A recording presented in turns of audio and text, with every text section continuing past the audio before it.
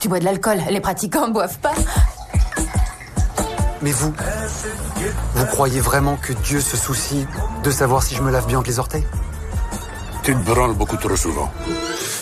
Voilà qui plonge le décor de Ramy, qui est cette série. Julien Gilles, bonjour. Bonjour Véronique. Que vous avez repéré, pour laquelle vous avez eu un gros coup de cœur. Sur Arte TV, ce sont déjà 3 saisons de 10 épisodes. Oui, c'est 3 saisons, c'est plutôt conclusif. Hein. Il y a une vraie résolution à la fin du dernier épisode. 3 saisons, on est sur un format de 30 minutes plus ou moins.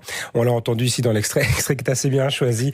On va suivre les aléas, la crise existentielle, vous le disiez aussi en avant-propos, de ce jeune trentenaire, Ramy, qui est un fils d'immigrés finalement, qui est de cette deuxième génération, qui a des parents égyptiens, qui vit dans le New Jersey, travaille à New York, et donc voilà, qui va se trouver tiraillé, comme des millions de gens à travers le monde finalement, entre sa culture d'adoption et sa culture d'origine. Précisons qu'à ce stade-ci, au début de la série, quand on fait la connaissance de Ramy, il n'a jamais mis les pieds en Égypte, il ne connaît que son New Jersey et son New York natal pour lui.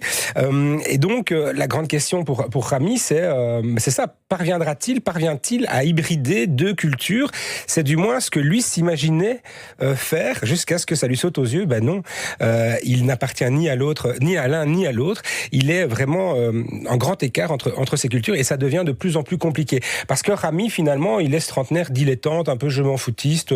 Il a des capacités, on le sent bien. C'est un garçon intelligent, mais il n'en fait pas grand-chose, au grand désespoir de ses parents qui ont tout investi à son éducation pour lui et pour sa sœur, mais lui a laissé tomber des études assez tôt. Et donc Ramy, à la trentaine, décide, on l'entend bien dans l'extrait que vous avez passé, décide de se reprendre en main. Et comment? D'abord, il va s'investir beaucoup plus dans la religion. Dans la religion musulmane, il est un peu religieux, mais pas plus que ça. Finalement, c'est plus par habitude, il va à la mosquée. La dernière réflexion qu'on entend, est-ce que Dieu s'intéresse vraiment au fait que je sois propre entre les orteils? C'est les ablutions d'avant-prière. Et en fait, la série commence avec cette scène assez marquante où il se fait reprendre par un ancien à la mosquée parce qu'il fait ça négligemment. Il fait vite, je suis en retard pour la prière. Et donc, ça montre bien le personnage un peu je m'en foutiste, un peu, voilà, comme je le disais, dilettante, qui fait ça. Et donc il va s'investir, il va prendre le contre-pied finalement de son ancienne vie, parce que il y a aussi un autre problème, c'est que Ramy, il ne sait pas dire non aux tentations, et notamment aux femmes. Il a un problème, il est accro au sexe. Il est accro, oui, c'est ça. Il est accro au sexe, il faut dire les choses comme ça. En fait, il est accro à beaucoup de tentations que le monde occidental peut offrir. Il sait pas dire non, il est totalement infidèle, et donc c'est quelque chose qui va de plus en plus le travailler. Et donc voilà, à travers la religion, il se dit voilà, quelque chose qui va me cadrer, qui va m'encadrer, je vais retrouver des valeurs, je vais me réaligner avec les valeurs de mes parents aussi, de mon entourage familial. Et donc voilà, comme il a vécu sa vie avec excès, comme il vit toujours tout avec excès, il va rentrer en religiosité, il va rentrer en religion avec les mêmes excès. Mais finalement, et c'est ça qu'on suit au travers d'une trentaine d'épisodes, il y a tout ce cheminement religieux. Mais ce qui va se dessiner, c'est parce que Ramy se persuade finalement à un moment donné d'être victime d'une forme d'overdose d'occidentalité. Il remet finalement sur le dos de l'Occident et de cette tentation tous les péchés dont il se rend coupable. Et il va réaliser que c'est pas moins l'Occident que lui-même, et que sa faiblesse, et que son manque de rigueur, en fait, qui est la cause de son malheur, puisque comme tout un chacun, lui, ce qu'il recherche, c'est le bonheur. Et donc, on va suivre ce cheminement. Évidemment, Ramy va chercher des raccourcis, la facilité toujours, alors que, justement, c'est le chemin qui compte ici. Quand on veut suivre les préceptes religieux, c'est le chemin qui compte plus que l'arrivée. Mais voilà. Et donc, pour se libérer de lui-même, il doit à la fois sortir de son nombrilisme, à la fois être plus rigoureux, plus constant. Ici, il y a plusieurs thématiques qui ressortent de cette série. Je vais préciser, on n'est pas dans un pamphlet politique, anti-ci, anti-ça. On ne fait pas la démonstration de la capacité d'insertion, d'intégration, d'assimilation d'une personne originaire d'une certaine culture dans une autre. On n'est pas du tout là-dedans. On est de l'ordre de l'intime ici. On suit vraiment Ramy.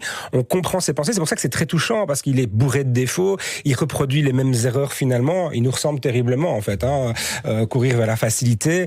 Mais ce que la série expose très très bien, sûr, c'est le tiraillement et les conflits de loyauté qu'ont ces immigrants, ces deuxième génération, troisième génération, malgré tout, qui n'ont connu parfois que leur culture d'adoption, mais qui a rien à faire, qui ont des racines ailleurs. Et donc, ce que montre très bien la série, c'est ce jeune musulman qui est tiraillé, et comment donner sens à sa vie quand on est déraciné finalement, et quand on réalise petit à petit qu'on n'arrivera pas à s'enraciner. En tout cas, Ramy, lui, n'y arrive pas, parce qu'il y a l'entourage de Ramy aussi, il a des amis, il a un oncle notamment, qui eux n'ont pas ce genre de difficultés, en tout cas ne semble pas avoir ce genre de difficultés. Ce cas, c'est que Rami, il réfléchit beaucoup en fait. Et il réfléchit sur lui, sur le sens à donner, là où d'autres finalement font l'économie de cette réflexion et voilà, vivent et prennent plic-ploc les préceptes du prophète pour ci, pour ça, et puis laissent tomber certains autres préceptes. Bref, ils sont un peu utilitaristes aussi et pragmatiques. Donc en ça, ils ressemblent un peu plus à ce qu'enseigne leur culture d'adoption. Et puis voilà, sans spoiler totalement la série, il y a un moment où Rami va renouer avec ses fameuses racines, puisqu'il est persuadé que c'est son environnement le problème. Il va aller en Égypte, et là, c'est assez cocasse, puisque là, il va découvrir une jeunesse de sa génération complètement avide d'occidentalité. Lui qui pensait trouver une jeunesse alignée sur des valeurs plus religieuses, traditionnelles, il va comprendre que c'est tout le contraire, en fait. Mais pourquoi cette jeunesse-là, en Égypte, est tellement avide de vivre vite et vivre fort? C'est parce qu'aussi, ils ont connu la période de la révolution égyptienne, avec ses exactions, avec ses grands malheurs, et donc voilà, ils trouvent des jeunes de 30 ans qui ne sont pas du tout comme ils l'imaginaient, mais sont plutôt justement dans la recherche de plaisir immédiat. Et donc, c'est ça qui lui fait dire, mais finalement, l'environnement, c'est pas ça le problème. C'est moi le problème. C'est au fond de moi que je dois trouver des ressources. Et ça nous questionne dans notre ensemble sur la perte du sacré. Parce qu'ici, il se tourne vers la religion, qui est assez présente et omniprésente toujours dans la culture et dans les traditions arabo-musulmanes finalement. Mais de manière générale, on peut dire qu'aujourd'hui, on vit dans des mondes occidentaux qui sont en recherche de repères et aussi, non pas de retour du religieux, on pourrait en parler. Il y a quand même, on sent un petit peu un retour vers des valeurs traditionnelles qui sont aussi portées finalement par la religion, mais on se tourne vers d'autres formes de religion et pour cela, on peut parler par exemple de cadres de référence comme que peut offrir le scientisme, la foi dans le progrès, dans les technologies. Il y a certains ésotérismes, mysticismes. On va passer il y a quantité d'ouvrages qui sortent chaque année là-dedans. Le transhumanisme est une forme aussi de nouvelles croyances. Le culte du pouvoir, la personnalisation aussi du pouvoir, croire en quelqu'un de très temporel finalement. L'humanisme laïque, ça c'est peut-être le plus ancien qu'on connaît. Donc tout ça sont des tentations ou sont en tout cas des cadres de référence pour toute une jeunesse qui vit dans un monde.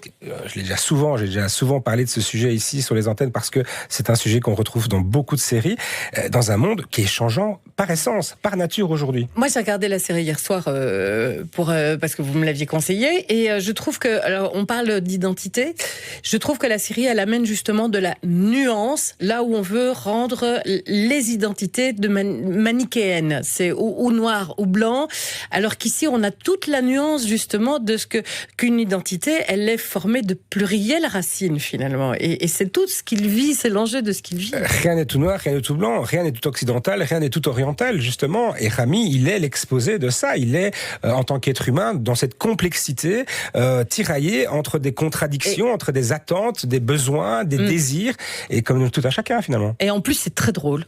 C'est très caustique, c'est très drôle, et c'est sans être désabusé, et il y a un bel optimisme, et il y a vraiment des vraies valeurs qui sont aussi véhiculées dans cette série. Merci Julien Gilles pour ce premier coup de cœur.